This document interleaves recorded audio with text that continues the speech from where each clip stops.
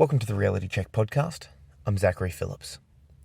So, if you suffer from chronic illness, but also have a desire or dreams or something that you want to accomplish in life, this will be the episode for you. I have a guest on, Callie Paris. She's been suffering from chronic illness for many years now, but she doesn't let that hold her back. She's very busy, she's got a lot of projects on the go, but she also manages her chronic illness. Some days she's up and able to do, almost, take over the world sort of stuff. Other days she struggles to even get out of bed. But basically in this interview, we talk about how to first acknowledge what's happening, how to accept what's happening, how to take action when you feel like you can't do something, how to develop self-awareness, how to sort of keep pushing through when it feels like you can't do it, or when your body's trying to stop you, or when your brain's trying to stop you. This was an amazing interview. I got so much out of it myself, and I'm so excited to share it with you. So please, check it out and let me know what you think. Enjoy.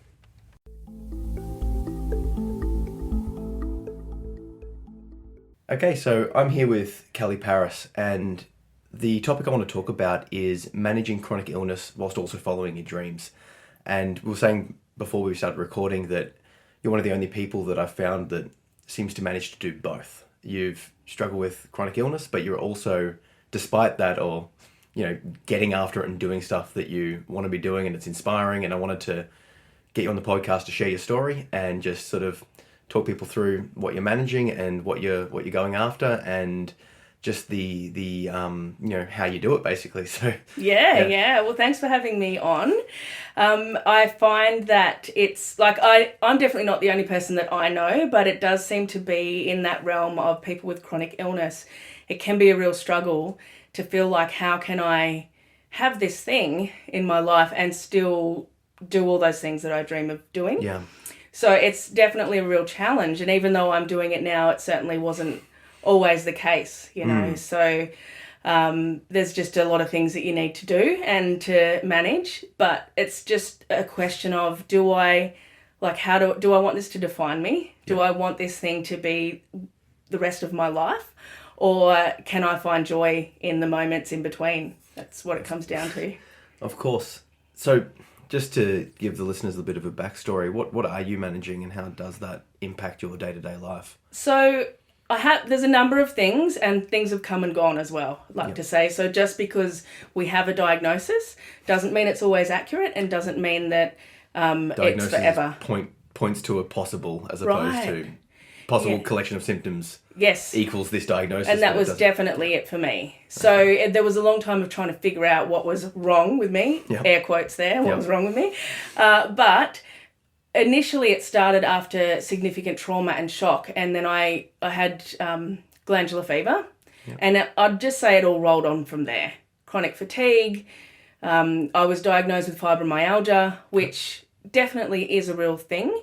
I'm still not convinced. You're not convinced that you have... Yeah, just because I feel like they didn't really know what was wrong with me, and so that was... They just wanted to put a label on... Right.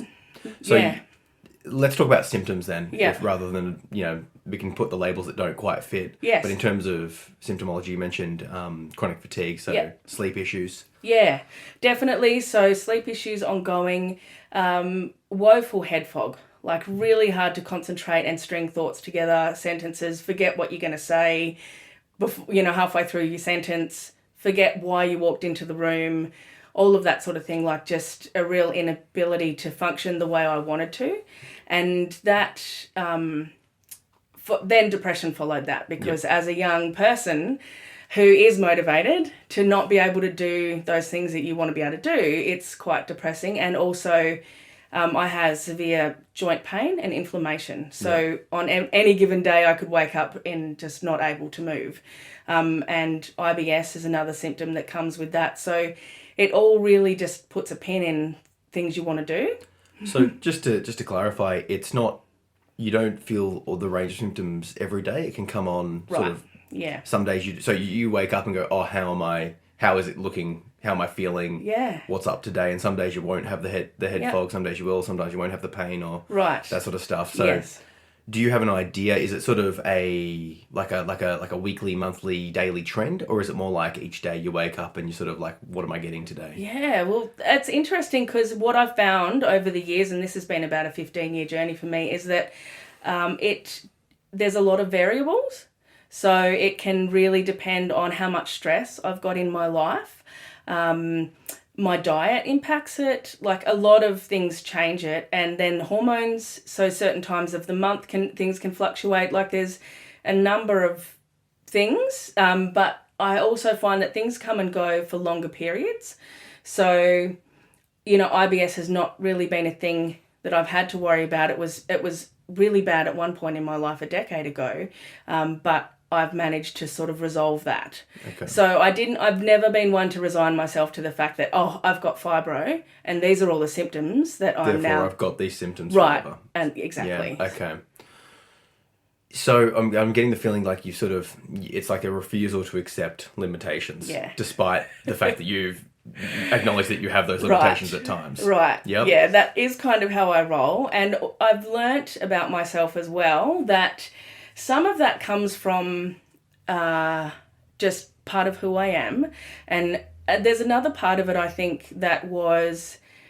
A lot of people don't even know I have chronic pain. Let's just say that I don't talk about it. Partly I'm quite private anyway. I just don't talk about my stuff. Yeah.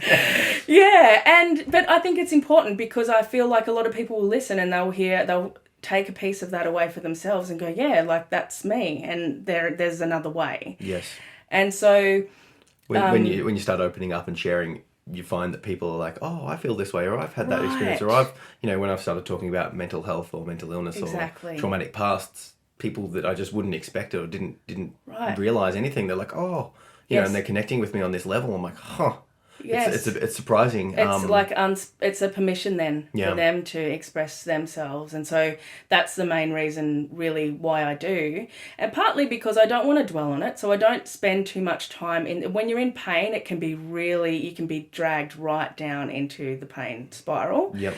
And so if I talk about it, beyond, I'm having a rough day today, it can run away with you even more in your headspace. So, as in, if you talk about it and go, it sort of like let you go down that path, you sort of fall into that path and you get in that trap of negative mindset, as well as I'm already dealing with pain. So it's like you've got it, you can deal with it, but you just...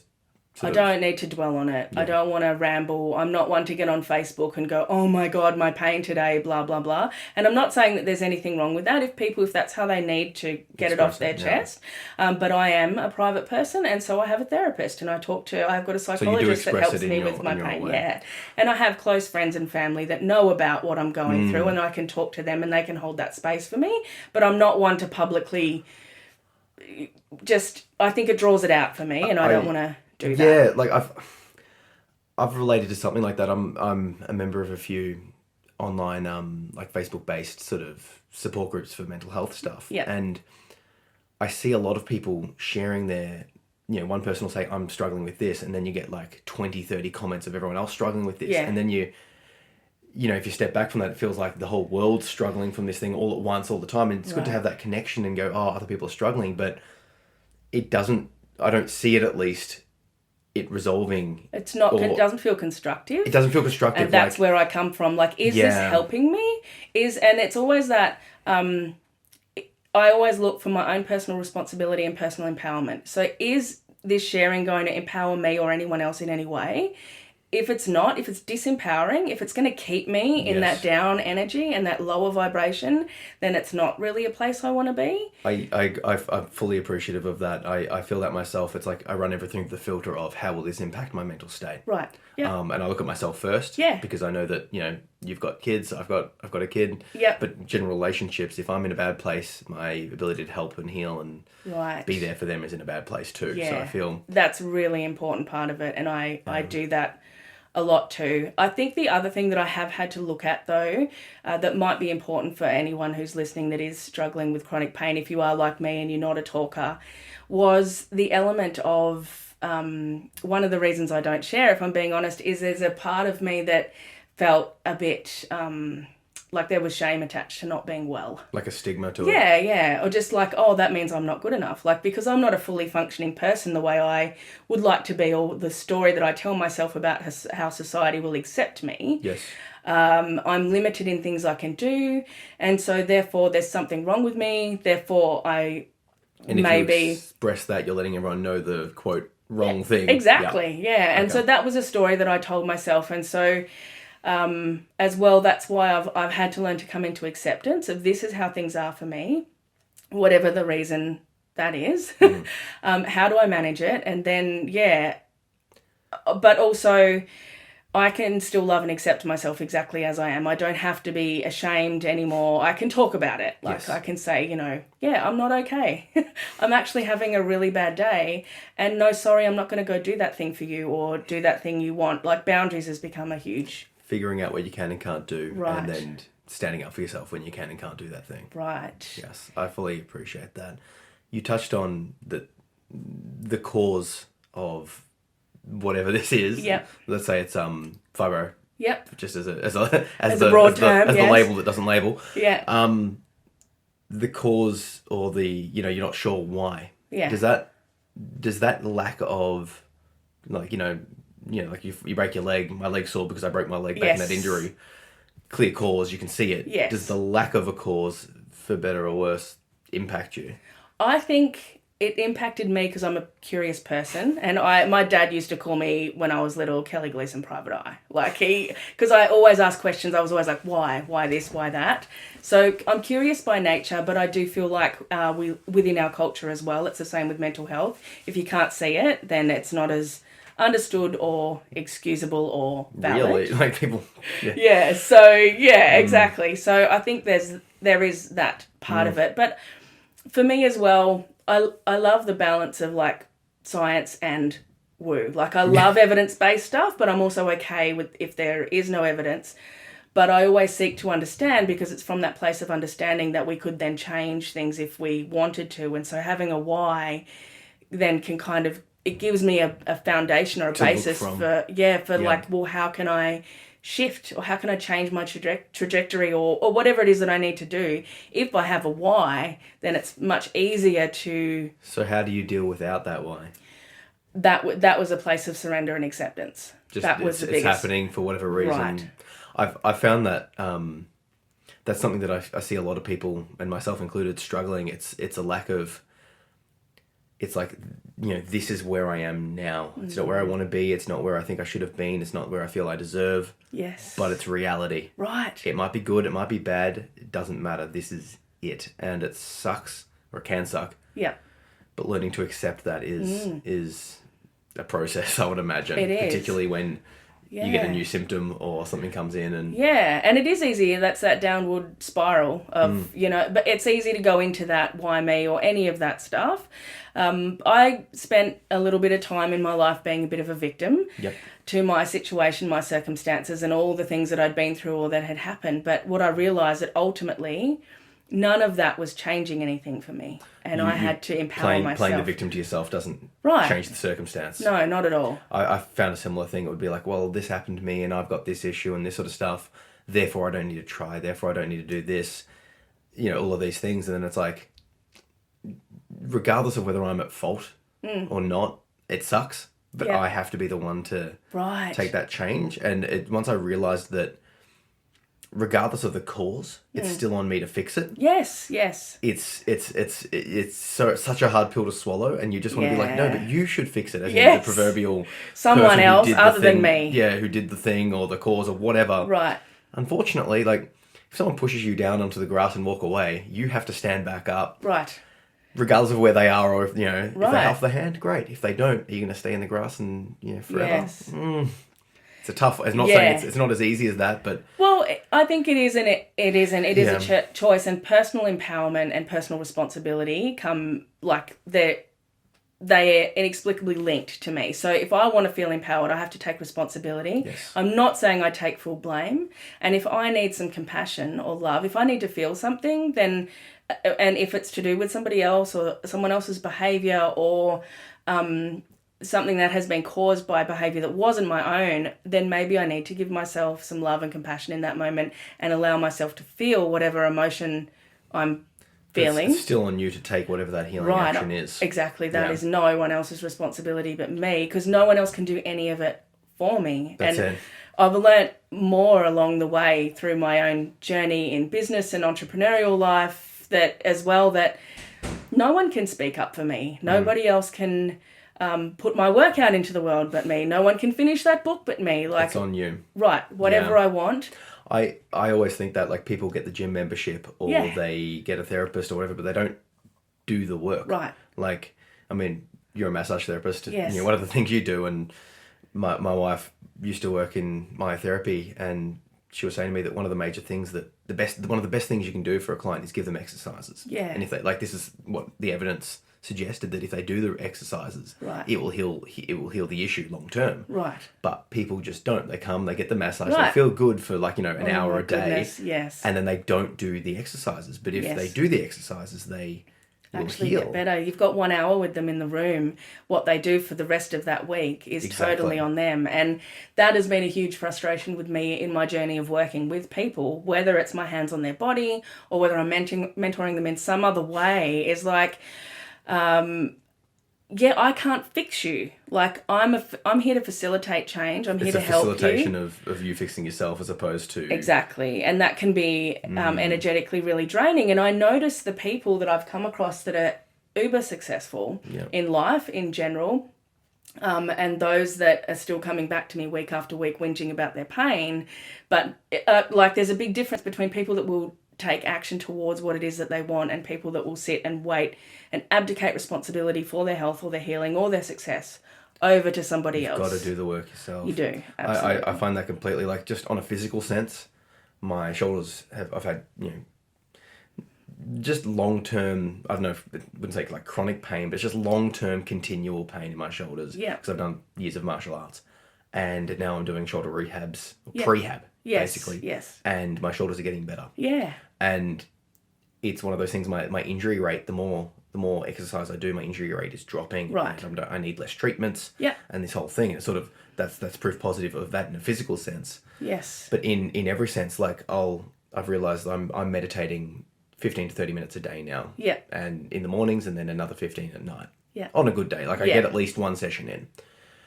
Amazing clarity. Yes. You know, I've cut sugar now for a couple of months. Like, I'm doing all of these little things that are, you know, I have to do that work. Right. Exactly. I have to do it. No one else can. You mentioned something before. You used the word, it's a choice. Right. And I feel like that word is a trigger word for people with mental illness, chronic pain, because it's like, I can't choose. Okay, yeah. And my response is that you've got a choice in the moment. Right. You might not be able to choose to go for that run that you wanted to do if you're struggling, but you can choose to, you know, do the best you can that day. Absolutely. You can choose to see this therapist. You can choose to close your gaps in any way you can. So yes, I would like to say that absolutely. I'm certainly not being dismissive in that way, because I don't have a choice in the sense of I can't choose to heal myself with a click of my fingers, because I would be better if that were the case. But what I do have is a list of things that I want to achieve or want to do, and I also have a plan with my therapist at if I'm feeling like high or if I'm feeling low, like depending where I'm at on a scale of things, like how can I bring myself back to level, you know? So what are the things that bring me up when I'm feeling down? Yep. If I'm feeling hyper aroused on my nervous system is like, but I have a choice that I have to slow down enough to recognize that. I then have to pull the book out. You might do too much. Right. If you're in a good place, and not enough if you're in a bad place. Or even just the stressor, like if I'm not managing well, I can become like too worked up in my head or too aroused in my nervous system, like I'm in like the fight or flight. Yep. As opposed to that can't get off the couch. Like they're both not healthy for me, but I have to take the time to slow down and recognize, well, which one is it today? Am I and over I'm going or to pull under? my toolkit out and look at this as the plan I've made with my therapist for how I manage myself in this moment, in this state, and then I make a choice to do it. I could choose not to do it too. Yes. But what I've learnt as well You've got to choose the right choice in when you can choose. Yes, because if I let my life be one of where I'm just reacting to it, which is what happens if you've experienced a lot of trauma and different things, you're constantly reacting to the stresses. Therefore, you're creating. On the back foot as opposed to being proactive with exactly. And so I want to be proactive. I want to consciously co-create my life. I want my life to be one where even though there's things that I'm limited in, I'm still driving this vehicle. I'm still running the show within the capacity of whatever I can manage on any given day. So the choice will be like the options you have to choose from may be different on a daily or hourly or moment by moment basis. Right. But you're saying that given what comes to you based on the things that may or may not be most likely beyond your control with a chronic injury or mental concerns, you have a choice. Do I do this thing or do I do this other thing? And in that moment, that choice is to do that. Yes. Do I take the choice that could lead to one path, or do I take the choice to lead to the other path? Right. Exactly. I'm fully on board with that myself, because I sort of believe like it's not a choice how I feel, but it is a choice how I respond to how I feel. Absolutely. And when I'm in a good place, it's also a choice to manage and realize that I will go down again. Like I used to go, I'm in a great place, I'll take on responsibility, and I feel like you're sort of similar. I'll do a whole bunch of projects, and then I would be like, I'm operating on this sort of higher level, and then when my mental state drops, maybe because I overdid it or maybe just because it drops naturally, now I've got like way more stuff than I can possibly handle, and my mental state's dropping. And then I overreact, cancel all that sort of stuff. Now I've got nothing happening. Yes. And you know what I mean? It's this cycle. Right. It's a pendulum, and it can swing heavily either way. And so I found that it's important for me to think like I want that to be in an even keel and balanced as much as possible. And after riding that roller coaster for quite a few years, I now know, I do think well ahead.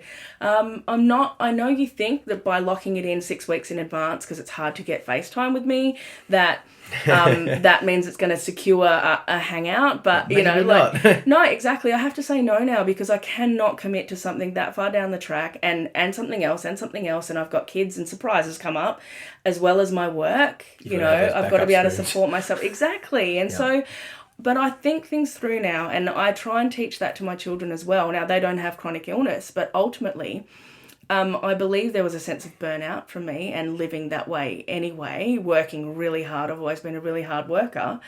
And I don't want them to experience that, to have to, the ups and downs. You want to model that middle way. Yeah, let's have a think about what this looks like if you say yes to all these things. Like, how does this affect future Kelly? Yes, I like that plan. Make sure you can say thank you, past self, for setting this up. But Yeah, exactly. And then that gives me the spaciousness, because people often ask, like, how do you do all these things? How do you create this and that? And it's because I allow the spaciousness. I say no to a lot of things and a lot of people. And I know that there are people in my life that don't always appreciate that. They still don't fully understand. I just have a bigger why, and that bigger yes. is me, it's just got to be me. I fully appreciate that. There's so much sacrifice to be able to do anything. Yeah. And the first things come sacrificing things that to yourself, like I don't watch TV, I don't do, I don't drink anymore, I don't do a lot of stuff. Yeah. Because the stuff that I am doing and filling that time and space with is so much more valuable for me. Right. Yeah, exactly. Let's pivot to the following your dream side of things. Yeah. Given all of that background, what are you working towards, and what have you done so far? Or just as a general, like maybe what's your goal, that sort of... So, I've continued to extend my bodywork qualifications and just... massage, bodywork. Yeah, so massage and bodywork. I did my advanced diploma in myotherapy. Like, I've always been adding on. I've done... I spent the last year working towards some more energetic stuff. So I've been doing some Reiki and some other natural and some plant spirit medicine. I just follow the little breadcrumbs that the universe drops for me, and things open up. And if I'm interested, I've allowed myself to say yes to those things that I also look to past Kelly and before, pre-illness, pre-trauma, pre-all the crap. Kelly, what brought her joy? Pre-kids, all of that. What did I used to love to do? And I used to like to write, and I used to like to sing and dance and do all of those things. And so I just follow those little breadcrumbs now and go, see what sits with with you now as well. And I go, okay, well, that looks interesting. Can I afford that? Do I have the time for it? Like, I don't just say yes without thinking it through, though. Am I going to be able to take this thing on? Of course. And and so some of those things have led, like I went overseas for the first time this year to do a speaker stage training. Yep. And I've never considered myself a speaker because I'm so introverted, and I like, this is all right because you and I are just having a conversation. You're going to record it. People will hear it later. I'm not in front of anyone. You're in front right of one now. person. Right. Yes. Just you and me chatting. That's cool. I'm all right with that. Yeah. But I have immense fear about putting myself in front of people. And so this is where I challenge myself. I've got the fear. I want to push it through it. Right. But then there's also times when I look and go, well, you know what? Say to be successful in business, maybe people tell you need to do a lot of networking, and I'm an introvert. Do I have to push through that? I don't want to, because it exhausts me. Yeah. It flares up my inflammation and my pain if I have to be out and on and having small talk with people. So that is a no for me. So I know myself really well and go, well, where do I want to challenge myself? And where do I want to go? I'm okay with that not being a thing I want to do. And that's where I found the most success. So I've written a children's book. I'm just getting the illustrations for that done. I'm just now enrolled. I'm doing a training with Felicie Malay. She's an amazing spoken word poet. And so I'm doing a training with her so writing and speaking poetry, because I love to write, and it's me carving out that time, but it's also I'm putting myself in front of people I don't know and speaking. And so these are the things that I'm doing, and some of them are just for me, like just because I want to. But from that, you might meet someone that another opportunity, another door opens. But if I stay home watching Netflix, and wallowing in my pain, then none of that would do stuff to spite the pain. Would happen, right? Yeah. And so then I've come into this space where other people ask me for help, and so then I'm mentoring other people. So it's another facet for my business, but I just didn't really want it to be boxed in. So I'm allowing myself to play with my vision at the moment. You're still searching, but it seems like you've got a general direction. You're Right. not 100% sure of the exact end goal, but you know it's in that way. And I find that like everyone's kind of searching for their little niche in the world, and not just in like a business niche, but like just niche. Yeah, like where do I fit in? It's a fundamental need for humans. It's like hardwired into our biology, because like we needed to be included in the tribe. If you were, cast out, then you were not safe. And so it's part of our physiology that like we want to feel safe and we want to fit in. But sometimes people wait until they've fully got it all right, and they're sure they'll fit in. If they put this thing out there, they won't be rejected. And so therefore they never launch. They never do anything. They never... You've just got to start, don't you? Right. And you will find where you fit in as you go and do the things. You put yourself out there, you play, you speak to people. Yes. I think you're touching on something that I've been thinking about as well. Like, you don't know yourself even until you start playing around with it. You might have... I know you've said to me in the past you're like a chronic... what was the word? You do a lot of short courses and online courses, and you'll see when you're like, I got to do it. Yes. Right. Maybe a bit more than what you've originally planned to. But you just do them. Yeah.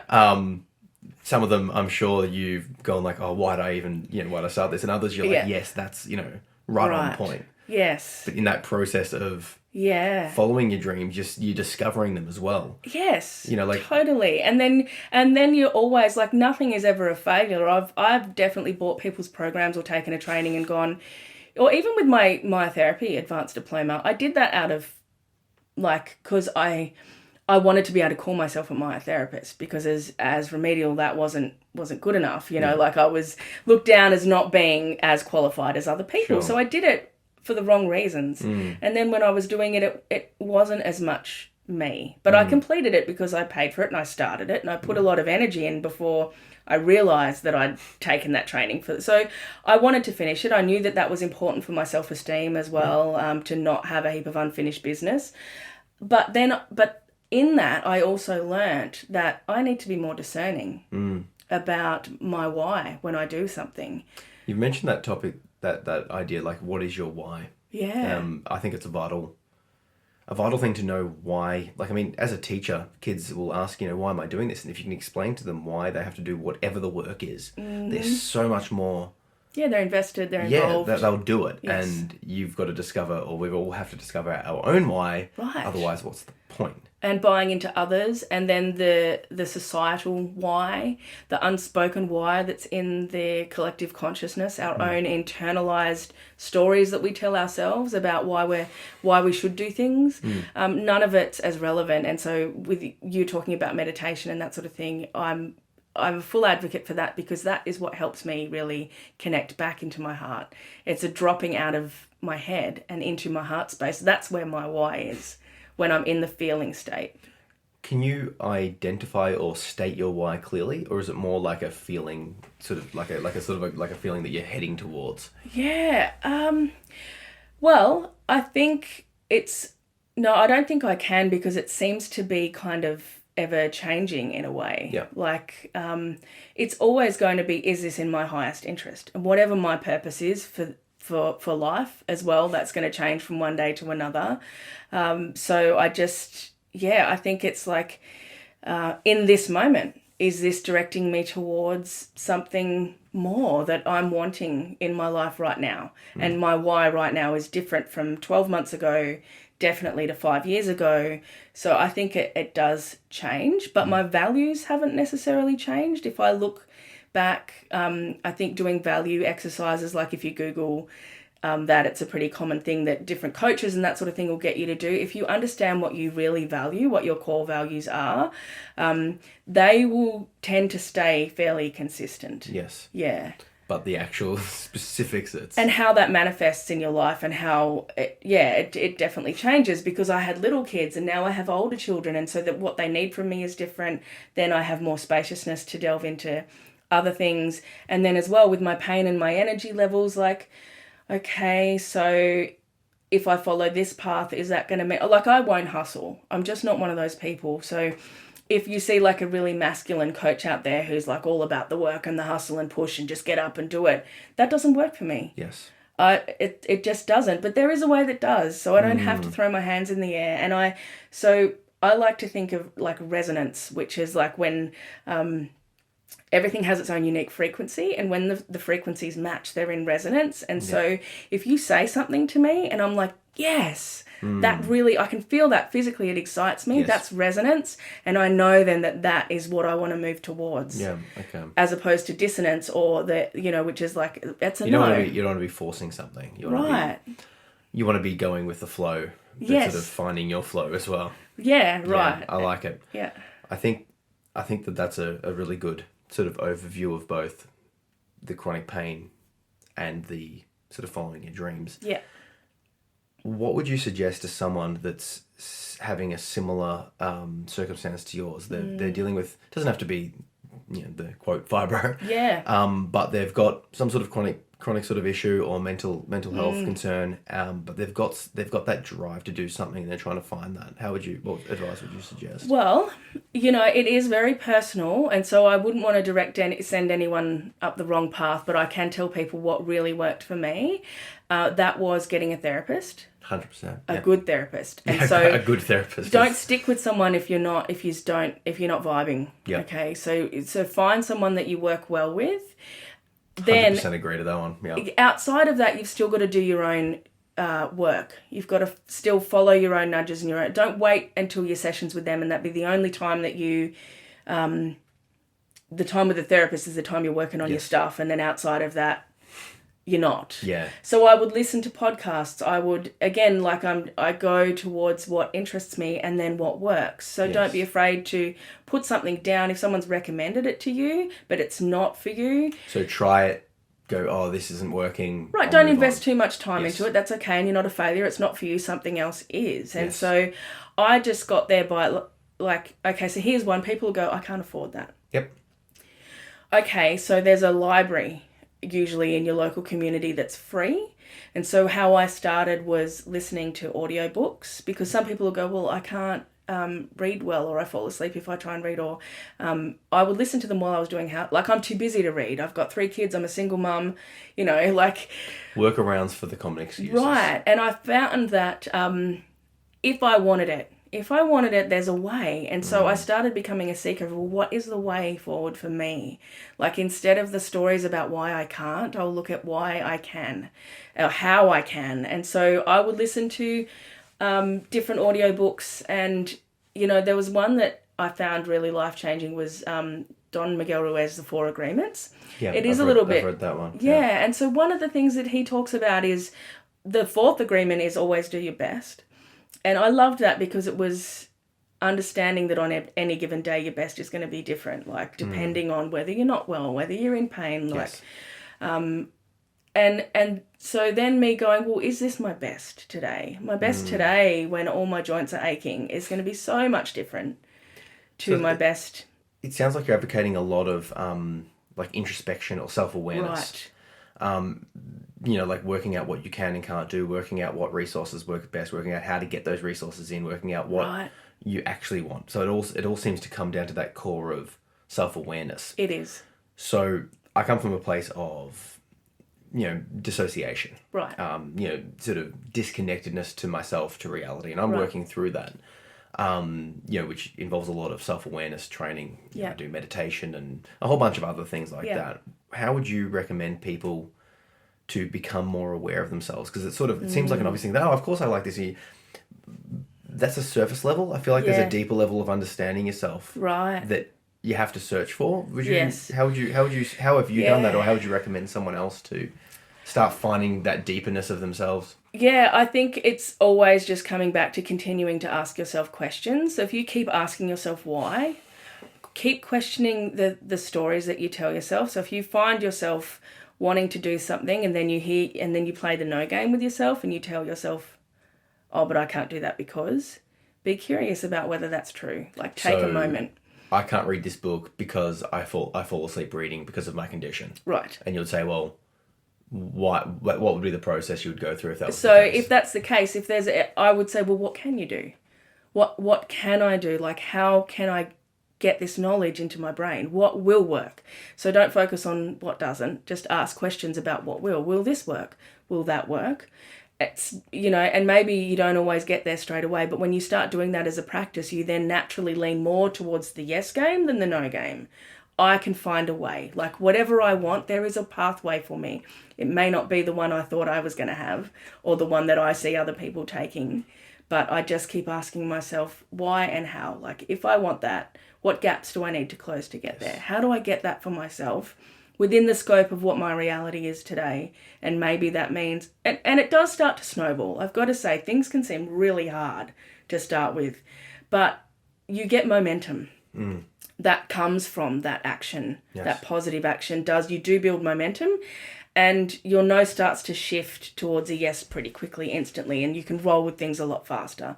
So once upon a time, so for my children's book, for instance, right, I had this poem that my mum helped me write in primary school, and it just popped into my awareness just through meditation and getting out of my head that would be a really cool children's story. And so I spent some time filling it out, and I spent like a day just working on this. And then I went on to Fiverr and I found an illustrator that I liked. I got her to do the first drawing. She did it. It's back. No worries. I'm just going to self-publish it. But like, once upon a time, I would have spent weeks like researching a lot of different things. I would have played the no game with myself a lot. It would have been all too hard. Every little roadblock would have been a catastrophe that stops you. Whereas now, because of that internal work that I've been doing, it can become a yes pretty quickly. And so now I even get people who are really surprised, and probably even people that are close to me almost are a bit offended by the fact that, oh, you didn't tell me you were doing that. It's like, honestly, I haven't seen you for a while and I did it last week. I'm not keeping secrets from you. Just like, things happen quickly when you are able to elevate your frequency into that place of yes and be really like, live from that expansive place. But it was a harder slog, and I just had to want it. Like, you know, my why had to be bigger and bolder than my pain or my depression or any of that stuff. I had to want it. And I want to be completely transparent and say that I still do have days where I lay on the couch and watch Netflix because I've got nothing else. Yeah. But I prepare well. So, for instance, we're catching up here on a Sunday. I'm going to hang out with you guys for a while. But this afternoon I prepare for my week. Like I structure and I plan. It's a huge part of my success. I know that the groceries are done, my bills are paid, my washing, everything I need for the week is done. The kids are sorted. And I make sure that I'm not a martyr to my life and to my children. Like they are all expected to pull their weight. Like we have a system, we have boundaries, we have rules. Like it doesn't just happen on a whim. Everything's planned and structured to allow for the fact that some days I can't do much. Yes. And then I sit in acceptance in that place. You've got the plan. You plan for the bad days when you're in a good space. Right. And when I do get there, and this has only been probably the last year that I've fully gone, it's okay, Kelly. It's okay to take that day off. Right. Like that self-acceptance of taking that day off.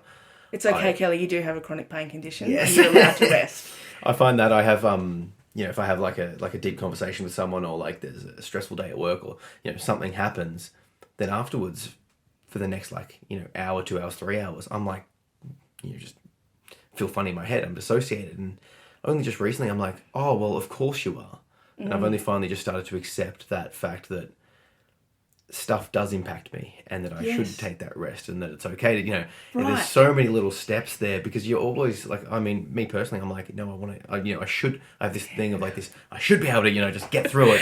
And then I want to be able to get through it. So then I try to get through it. And then if I do push through it, it's costing me my next day or my next week. And if I found that if I don't give myself that rest time, like I could rest for a day. Yeah. If I don't, it costs me a week. Yes. Or, if I rest for an hour, it costs me a day. And it's like I've been hit in the face too many times with that punch to realize I've got to just rest. Right. And that's where that compassion for yourself comes in as well. Like, don't beat yourself up over it, because this is how we learn. Well, the problem is when you don't learn from it and you keep doing it. It takes a long time. It does. It does. I find that even just 10 breaths, it's something so stupidly small, and it seems so ridiculous, but this happened to me yesterday. Actually, I had a deep emotional conversation with someone, and about real serious stuff. Yeah. And it sort of threw me, and then I realized I sort of checked into myself. I realized that I was dissociated. I realized that I was struggling to focus, and I'm like, okay. I looked at a part of the ground and just did 10 slow, mindful breaths, focusing on the breath, focusing on what I could see. Maybe 30 seconds, maybe a minute it took. Not much time, maybe a minute, right? Yeah. 6 seconds per breath sounds about right. Yep. Whatever. A minute at the most. And after that minute, I was 50% better. Yeah. And then an hour later, I was almost fully better. And then 3 hours later, I was at my my stepdad's 65th birthday, interacting with people and socializing. Yes. If I didn't take that time, though, that dinner party out, my 1.5-year-old son there running around the restaurant, it would that was fine. It was fun. It was enjoyable.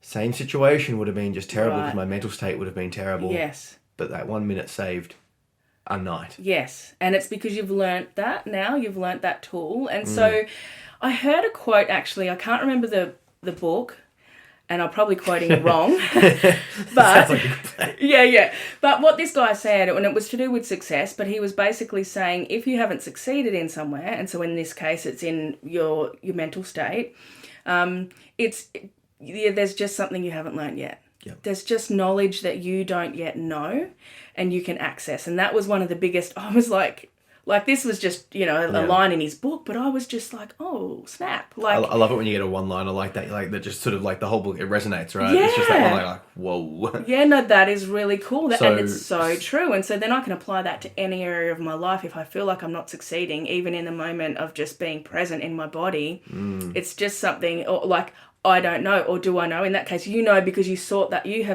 knowledge out, and you know how to do that now. But once upon a time, you didn't know. And I would have it felt like I was almost not a victim of circumstance, but just stuff was happening around me, and I had no out of point. your control. Yeah, and then I'm now I'm going, no, I can take an action. Right. I chose to take that action, because it's very tempting in that moment. In that moment, I'm like, oh, I don't want to do it. It's 1 minute of breathing, right? Or, oh, I want to, I don't want to do whatever this self-help thing is. Yes. Self-care thing is, but you're it's aware enough to know choice. what happens if you don't now, though. Yes, if I don't push through, and it's not easy. I think this is the other thing, making that choice to get up and work isn't easy. Yeah. It's I used to look at people and go oh, well, look, but you're clearly fine, because look at what your results are. Right. And that's that's the wrong way of looking at it. Yeah, It's like you're fine because you're doing stuff to get those results. Like it's all connected. Yeah. It's not like, you know, and obviously some people, like, you know, life isn't fair. Some people have no physical or mental issues in general. Right. Some people have lots. Yeah. So you're starting from a place of non-fairness. Right. So looking at people's results is not necessarily the best indicator. It should be, you know, this is what they're getting, this is where they've gotten, this is where they come from, these are the battles they face every day. And everyone has different battles and everyone has different things they're overcoming. Yes. Which is why having this sort of conversation can really help. Yeah, exactly. Because somebody might see an aspect of themselves, and to be honest, somebody might be really triggered by this and by my story and feel like, oh yeah, but she doesn't have this, or she didn't have that happen to her, or like, you know, I'm not even going to go into what the trauma that I've been through, but let's just say life hasn't been easy. But what I have learnt as well is if I'm triggered, if anyone triggers me, like as well, if I see someone doing something that I really want to do, or that used to trigger me a bit. Yeah. I could be a bit envious or jealous or whatever. And now I've learnt when I'm triggered that shows me where my work is. Like that shows me where I've learned to become curious when I'm triggered by something. So if somebody's listening to this, that's a lot of effort to get to that stage, though. Hey. Yeah, to go, oh wow, like I'm hyper aroused, not in a good way, but like my nervous system is really aroused, and I'm really pissed off about this girl who seems to have got her shit together. After, you know, like because what that means is that is how I know. That was how, circling back to what you asked me before, that was how I knew what the next step was. I paid attention to what triggered me and I took it back to my therapist. I have a note section on my phone and I get triggered less and less. And then I'm proud of myself. Like something happened last week that usually would have really upset me and there was nothing. Like I was not triggered at all. I handled it, you know, like a boss. I was super calm. I asserted myself. I got what I needed out of the situation and I came away feeling like, oh my God, like this is how healthy people function. I never knew how to do that. I didn't have those skills and I had healing that needed to happen. And so if that is another thing, that if I'm triggered by something, that I take that back to my therapist and go, this happened and it triggered the hell out of me. Yeah, I like that approach because things do impact me and do trigger me. And I might take that as well as things are stressful and painful and some people are just, you know, rude. Some people, but ultimately the reaction's in me. Yes. Like, you know, ultimately it is on me to. And sometimes take if there's something unresolved in there, there's a lot of research that I kind of get excited about was that trauma holds in our cells and in our physiology. And so we can be triggered by things that someone else may not be based on something that's happened in the past and there's some healing work to do around it. And it's not even relevant. What's happening in that moment, I should not feel this strongly about it. Yes. It's because there's something in me that I need to heal. And so when I understood that, that's where I started taking notice of what really triggered me and going back to my therapist. And we would be able to do the work on that and explore that. She does EMDR, which have been really good for me and helped me with my pain. What's EMDR? It's called, it's eye movement. Oh, I can't remember. Look, you know what? I think it'd just be best for people to look it up if they were interested because it's very hard to explain. But it's a form of therapy that works for you. It's worked really well for me. And so, but again, I took responsibility in that moment. And so, I would recognize that I was being triggered. Doesn't mean I could calm myself down because there was something happening in my physiology that was sending my nervous system awry. Yeah. And no, I couldn't. But I also knew enough to know that from that place, I cannot make a clear decision. This is not the time to be engaging in any sort of conversation where a decision. I had to learn to have conversations that were like, oh, we can't talk about this right now. I need setting those personal boundaries. Some time. That's something that I've found is what my line is and letting people go up to that line. And when that line is crossed, standing up for myself. And if the person chooses not to respect that, then that person can leave my life. Yeah. You know, and it's... Yeah. Everything that we're talking about, I feel sort of comes back to a few main points. And correct me if I'm wrong here, but self-awareness, you know, knowing your why, knowing what triggers you, knowing who you are as a person. Right. Therapy is a must. Yeah. Seeing a good, competent therapist. Yeah. I agree with that. Personal recommendation you need for a therapist, I find. Like just flipping through the yellow pages and finding someone or going for whoever's cheap. Like, Yes. that's not the best way to find a therapist. I've struggled finding a good therapist, but it so helps. Yes. So therapy, knowing yourself. Yep. And having a clear, or like a why or something you're going for. Yeah. And then just personal responsibility. And then that fourth agreement of being like, just always do your best. Do your best. And so if all you can be responsible for is staying alive that day, that's a good day. I agree. Do the best with it each day that you can, right? Right. Yeah. And then taking, even if that responsibility is like, I don't know how to handle this, I don't have the skills to resolve it. What I can do, how I can take responsibility is to say that within this emotional exchange, I can't do this with you right now. Yes. I'm not well. I need to pull back, and I'm going to get some help, and we'll come back to this at a time when I'm, most people will understand that. Yeah. And if people don't understand that, then there's like, I look at, if people don't get that about me, like what you're saying, it's like, well, how? We can't be in a relationship anymore. anymore. Like it obviously some relationships you have to maintain and all that sort of stuff, work and family, sometimes it's a bit more complicated than friends. Like if a friend doesn't get it, it's like, well, let's just separate a bit.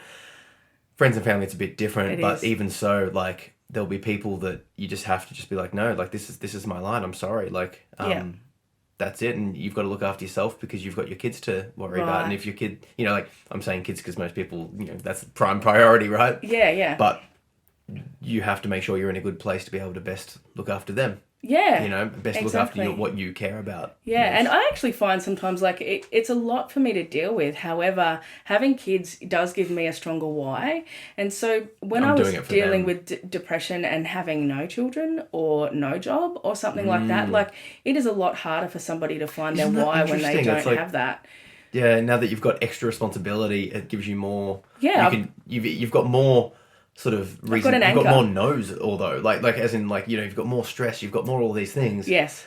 But that causes you to do more as well because you've the reason for doing those things. Right. You've got the hill's now higher. Yes. Like since having my son, there's way more time and effort and annoyance. Not that it's annoying, but like just hassle. Yes. Right. Because he's 1.5 and it's a hassle sometimes. Yeah. But I'm seeing my mum more. Right. Because of him. Right. Even though it's more of a hassle to get him to mum. Yes. Do you know what I mean? Like, because her relationship with me and him and vice versa, it's all... Yes. It's more important. So it's even though there's more of a hill to climb, it's so much more important to climb that hill. Yes. If that makes sense. Whereas prior, I didn't have the same motivation to see her. Yes. Like, I still saw her and it's all that stuff, but it's and that's not just with my mum, that's with all of my family. Yes. And so some people don't have those motivations even just to be well or to keep themselves well, like whether it's physically, mentally, emotionally, spiritually, however it matters to them, that if you don't have that anchor, then it can definitely be more challenging, to keep yourself well or get yourself out of a rut. And also, just even to set boundaries, because I speak to so many people that don't know they can. They are just sucked into everyone else's stuff and don't even, Maybe we should talk about boundaries. I want to sort of finish up things. We've been talking for a while. Maybe we can catch up again and talk about the ability to say no to people and setting boundaries. Because I feel like for me with mental health concerns, I've had to learn to say no. And I'm sure, as we've discussed, you've touched upon it with chronic health. If you have a bad day, you've got to have the ability, because I'm sure there was times that you were like, you've said yes and then you couldn't. Regretted it. Yeah. How about we'll have that conversation. Call that conversation another time, because that's for sure. I feel like you could just go. We could keep going on about it someday. So I did just think if people want to take anything away from it, it's just give yourself permission on any day, whether it's to set a boundary or whether it's to rest or whether it's to follow your joy or whatever it is. Like only you can give yourself permission. I'm fully behind that idea. Yeah. How can people get in contact with what you're doing, like website, social media, that sort of stuff? What So Kelly Paris, I'm on social media, Facebook mostly, Instagram as well. But otherwise my website is kellyparis.net. Yeah. I've got a couple of free resources over there, a meditation and a guidebook on how, for people that want to connect in with their passion, which was one way that I found, because people are like, I don't even know what I like in life. And so, there's stuff over there if people want to check that out. But they can find me online and continue the conversation, because, you know, we all have our struggles, and 100%. we're all people, you know. So I'll chuck those links below, and yeah, we'll catch up again and talk about how to say no. Yeah. It's been lovely having you. This has been great. Thanks for having me, Zach. Thank you.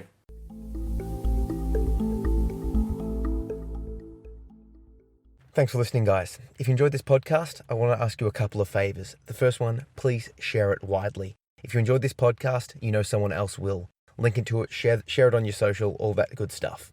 Secondly, if you can, I would really appreciate you reviewing it wherever you're listening to this. Reviews help me to raise the profile of the podcast and basically lets me know that you're enjoying it. And just on that idea, if you are enjoying my podcast and you want to give something back, I would really appreciate you heading over to my Patreon at patreon.com/ZachPPhillips. Thank you.